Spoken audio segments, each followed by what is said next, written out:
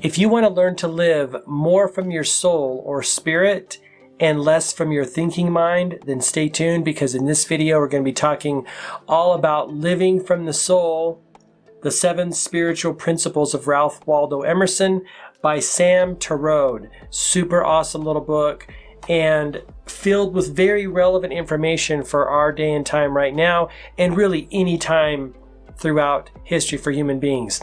Hi there, I'm Mark Phillips. If you're new to the channel, welcome to this video. In this series, we talk about big ideas from books and essays and movies and everywhere that has vital nuggets, important nuggets you can use in your journey right now today to start creating more of the experiences you want, have a happier, more fulfilling life.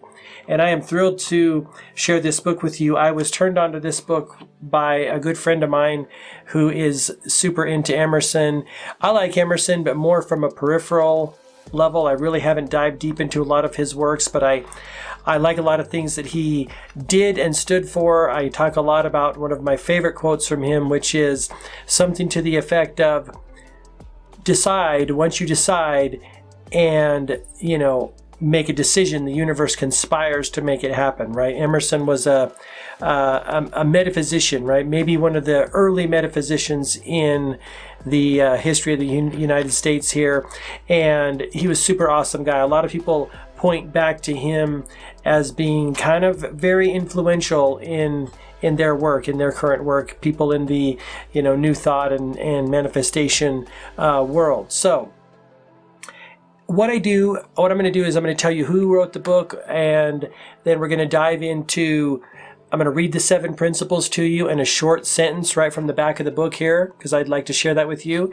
I'm going to read each of the 7 principles and the short sentence that accompanies them. But then what I'm also going to do is read a passage that is included in this book in the back, and it's a passage from Emerson's own journal. And it's an entry from September 8th, 1833. So if you're interested in that, stay tuned for a little bit later in this video. I'm going to read that to you. By the way, in all of these big idea series, I put timestamps down below. So if you don't want to hear certain things and do want to hear other things, check out the description, because your time is very valuable and I don't want you to sit through something that isn't going to be beneficial to you on your journey. So always look to the description for these in these big idea series, and you can jump around. So let's start off with Sam Torode. So it turns out this guy is actually, first of all, he's a writer. He's a former, I want to say, like, Christian person. I don't know that he was a minister, but he was on that path, right? Something to do with ministry. And it turns out he is related to not Emerson, but Walden, the guy that wrote Walden, Torode. As you can see, Torode. It was somehow back in their lineage, the name split, and they kind of went in different directions. But he is related to Thoreau, and of course, Thoreau and Emerson kind of were in the same scene together back there in Massachusetts. So that was kind of interesting. And the way this guy comes across in this book is he's obviously very passionate about Emerson, and he also kind of has a strong affinity for Emerson. And you can tell it in the way he writes. I mean, he even draws a lot of parallels between his own life and the shakeup that he had in his own life and Emerson's shakeup shortly after he wed his wife. 18 months later, Emerson's wife died. Something similar happened to this guy. He got a divorce from his wife about that same time frame, and then he kind of went on his own soul searching, or kind of journey of discovery and exploring the world, so to speak. So there's a lot of correlations that he draws between his life and Emerson's life. And let's go through the 7 principles right here, because these are awesome. And I will type these up in the description down below, because I think that if you want to capture them and put them in your personal development binder, your spiritual binder, I think that'd be super awesome. I know I'm putting them in mine. So number 1, trust yourself. All that you need for growth and guidance in life is already present inside you. Number 2, as you sow, you shall reap. Your thoughts and actions shape your character, and your character determines your destiny. Number 3, nothing outside you can harm you. Circumstances and events don't matter as much as what you do with them. Number 4, the universe is inside you. The world around you is a reflection of the world within you. Number 5, identify with the infinite. Center your identity on the soul and your life's purpose will unfold. Live in the present. The present moment is your point of power. Eternity is now.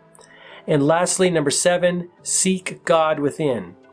The brightest revelation is the divinity of the soul. That is a list of the 7 spiritual principles of Ralph Waldo Emerson. So what I'm going to do now is I'm going to share with you my 3 big takeaways. These are the overarching 3 big ideas from this book. And I chose these ideas because I think they're going to be specifically helpful to any human being as we go out and make our work in the world and go out and do our thing. And I'm excited to share these with you. So let's just jump right in. No particular order for these. Number 1 big idea from this book is to identify yourself as a spiritual being, right? To see yourself first and foremost as a spiritual being, having a human experience or enjoying a human experience. This is a common theme in a lot of the books that I read that are super, like the authors are super in touch with what's going on. Generally in the world, we see people saying something to the effect of, well, I'm a human being, and sometimes I have spiritual experiences, or sometimes I have out-of-body experiences, or sometimes I have different perceptions, right? That's different than what Emerson proposes. And Emerson said that when you allow your soul to guide you, and when you live from the soul, by the way, and I'm also going to tell you what that means, the one-sentence definition of what that means a little later here. When you live from the soul, you do the right thing at the right time in the right way. You show up in your most authentic self, right? Your soul is guiding you, and when your soul guides you, you have a higher perspective. You have a broader, more wise perspective, to say the least, right? I mean, that goes without saying. A lot of people are guided by ego mind, and then they wonder why they get into trouble in life or why things aren't working out as well as they could be. When we allow our soul wisdom to guide us in our life and our business and every area of our life, we have a much better outcome because, again, the soul knows, right? The mind is very prone to getting things wrong. So that's my first big takeaway. Identify with yourself as a spiritual being first and a human being second, because the soul is eternal, and Emerson talks about it in this book. The soul cannot be harmed by anything in this world, whereas the body, it can certainly be harmed by things in this world, right? So when you identify with your soul, you're going to end up with a much more strong presence in the world. This is also the key to essentially living a life of joy, right? I mean, I have this on the front cover of the book, Boundless Joy, if it'll focus in there, and if the light will get out of my way.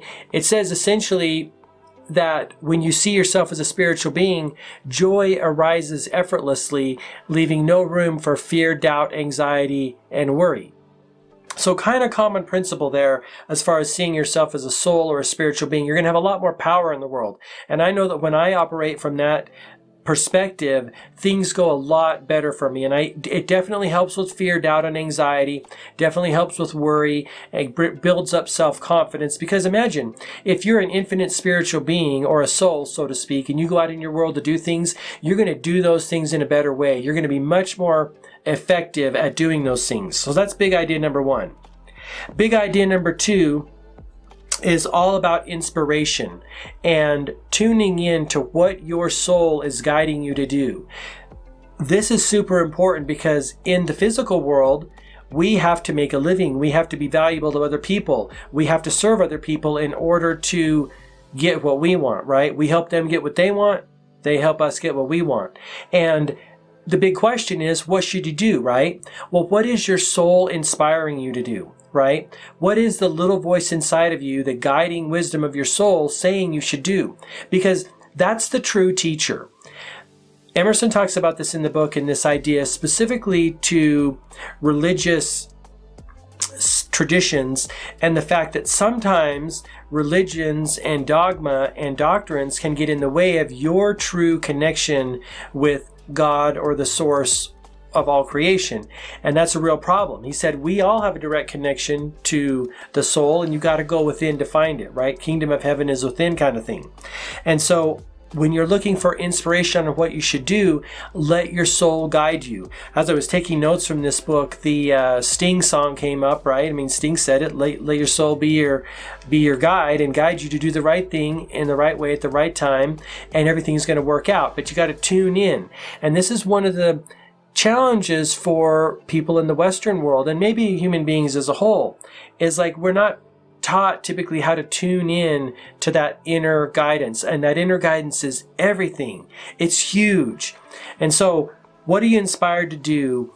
And then how can you do that in a way, in your own unique way, in your own authentic way that is valuable to other people, and other people will compensate you for that, right? Because if you don't close the loop, then you're not doing it in the right way, because it's not just a game of giving, it's a game of giving and receiving. So that's big idea number 2, inspiration. What are you inspired to do? Big idea number 3 is all about connection. I've talked to a number of different people, some therapists, some life coaches, and they all have said that some of their clients, if not all of their clients that are struggling, have said to them, hey, I don't feel connected.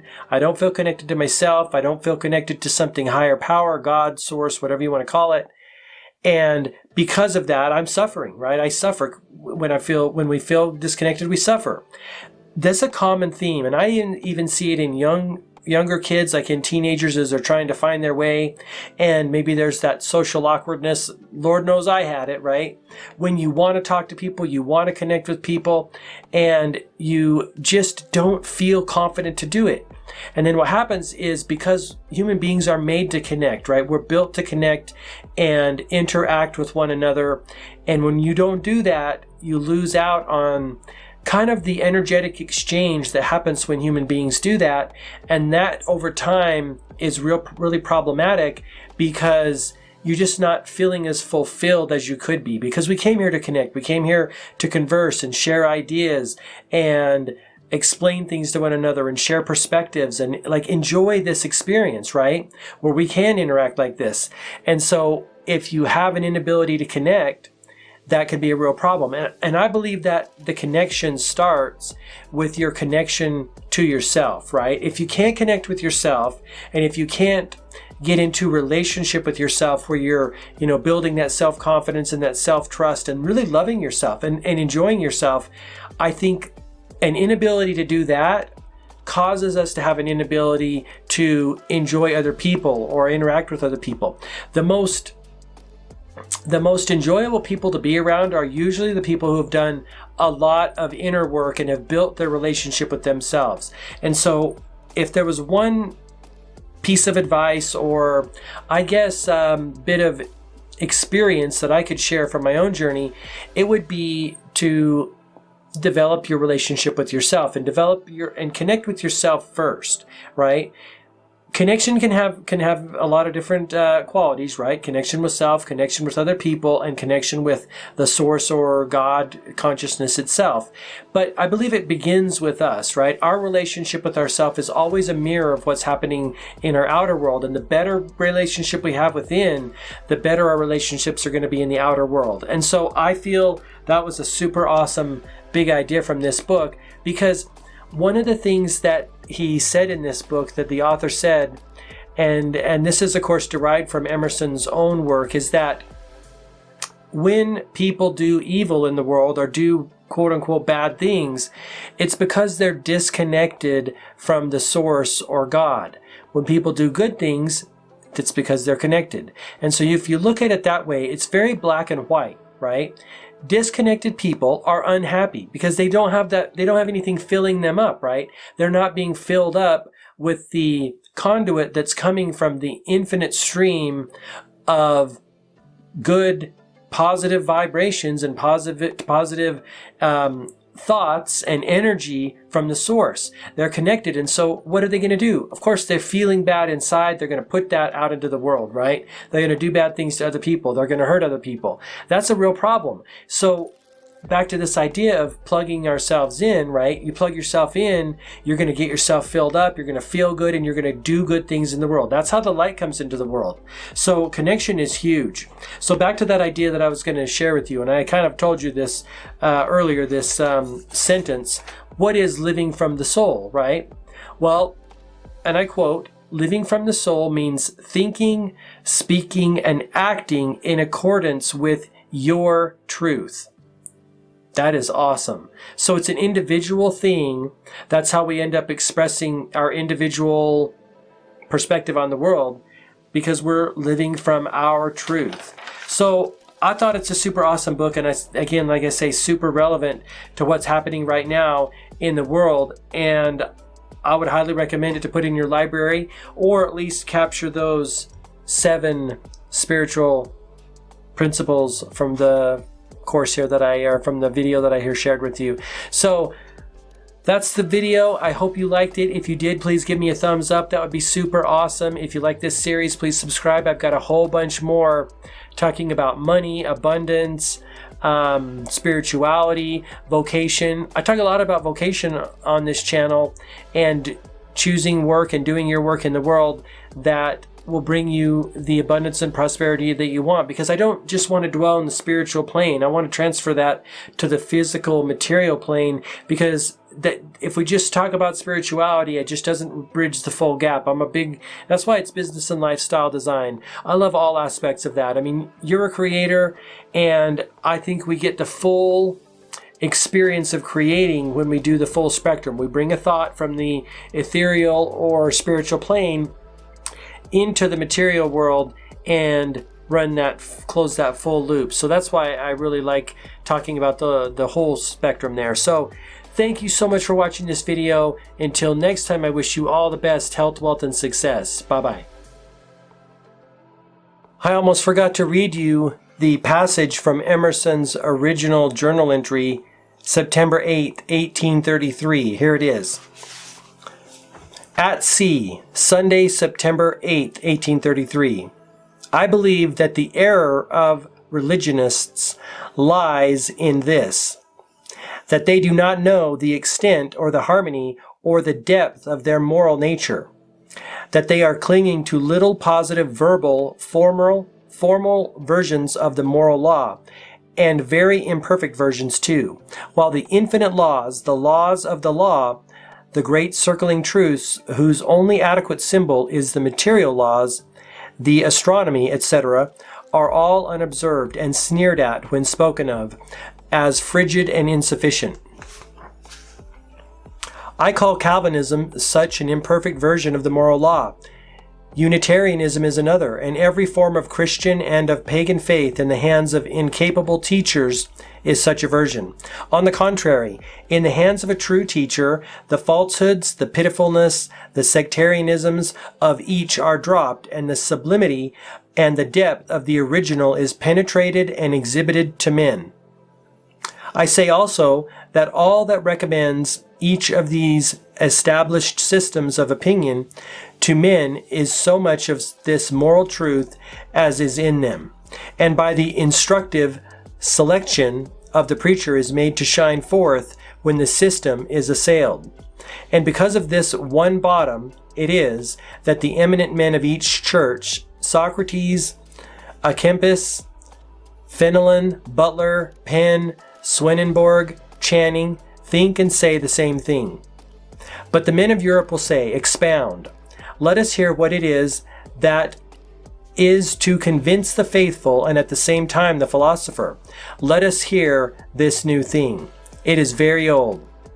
It is the old revelation that perfect beauty is perfect goodness. It is the development of the wonderful congruities of the moral law of human nature. Let me enumerate a few of the remarkable properties of that nature. A man contains all that is needful to his government within himself. He is made a law unto himself. all real good or evil that can befall him must be from himself. He only can do harm any good or any harm. He only can do himself any good or any harm. Nothing can be given to him or taken from him, but always there is a compensation. Every act puts the agent in a new condition. There is a correspondence between the human soul and everything that exists in the world. More properly, everything that is known to man. Instead of studying things without the principles of them, all may be penetrated unto within him. The purpose of life seems to be to acquaint a man with himself. He is not to live to the future as described to him, but to live to the real future by living in the real present. The highest revelation is that God is in every man. That is the short passage from Emerson's original journal entry. I think it's super cool and a super cool addition to this book, so ponder that.